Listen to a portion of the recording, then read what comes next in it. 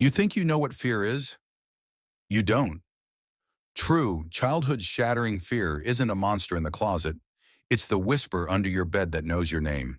It's the boy in the old photograph who moves when you leave the room. It's looking in the mirror and seeing your own reflection smile back at you. The first memory I have isn't of a birthday or a sunny day at the park, but of the sound of my mother weeping into the laundry basket. A low, guttural sound that seemed to vibrate through the floorboards of our old suburban house. A sound she thought I couldn't hear from my room where I was supposed to be asleep. But I was always awake, always listening, because the silence that followed her tears was somehow worse. A heavy, waiting silence that was broken, night after night, by the faint, rhythmic scratching that came not from the walls or the attic, but from underneath my own bed. A soft, persistent scraping, like a small animal trying to dig its way out of a cardboard box. And when I'd muster the courage to peek over the edge, flashlight in hand, I'd never see anything but dust bunnies and a forgotten toy.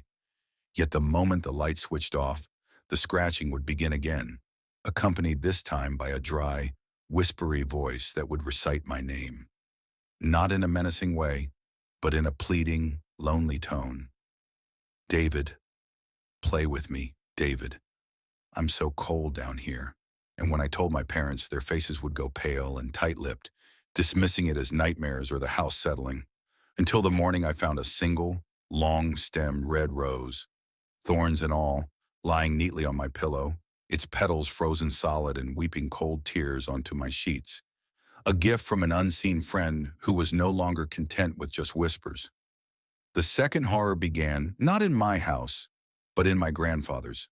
A sprawling, decaying Victorian mansion at the end of a cul-de-sac where the streetlights always seemed to flicker and die, a place I was forced to spend every summer. And it was in the endless, muggy afternoons that I first encountered the picture boy, which is what I called the faded photograph in a tarnished silver frame tucked away on a high shelf in the library. A sepia-toned image of a boy about my age with piercingly pale eyes and a slight knowing smirk, wearing a stiff, old-fashioned suit.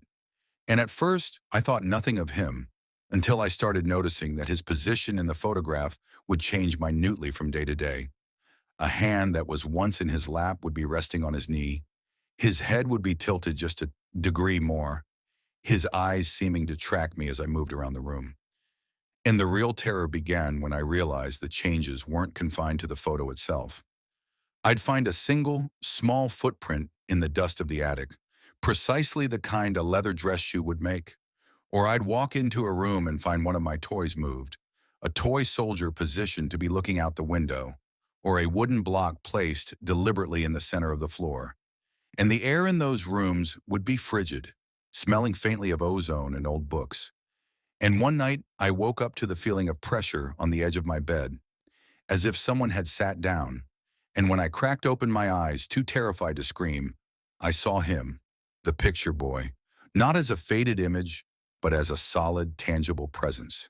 His hand, cold and real, resting on my ankle, his pale eyes boring into mine. And he didn't speak, but his message was clear. I am here, and I am real, and this is my house more than it is yours. The third and most profound violation of my childhood innocence came from a place that should have been safest. My own reflection, a phenomenon that started subtly after I found a strange, obsidian black mirror in the basement. Its surface not quite glass, but something deeper, something that seemed to swallow the light. And at first, it was just small things. The reflection of my bedroom behind me would show a door slightly ajar that I knew for a fact I had closed, or the reflection of my clock would show a time several hours ahead, a time that would inevitably become the present. But soon the me in the mirror began to act independently. He would smile when I was frowning. He would blink a second after I did. And one terrifying evening, as I stared into it, my reflection slowly, deliberately, lifted its hand and pressed it against the inside of the glass. And when it pulled away, I saw a perfect, greasy handprint left on the surface from his side. And from that night on, the rules of our engagement changed.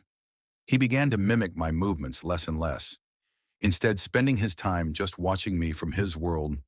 his expression a mixture of profound sadness and unending hunger, and I started to find things from my world slightly displaced in the morning.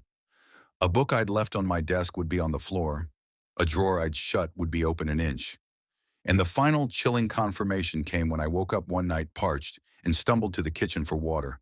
And as I passed the hallway mirror, I saw my reflection wasn't mimicking my tired stumble, but was already standing there, waiting for me, its head cocked. And as I watched, frozen in horror, it raised its finger to its lips in a universal sign for silence, and then it pointed, past my shoulder, towards my dark bedroom.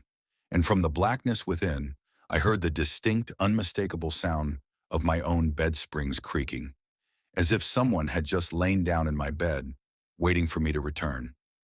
These three entities, the whispering thing under the bed, the possessive ghost in the photograph, and the sentient, swapping reflection, didn't just haunt my childhood.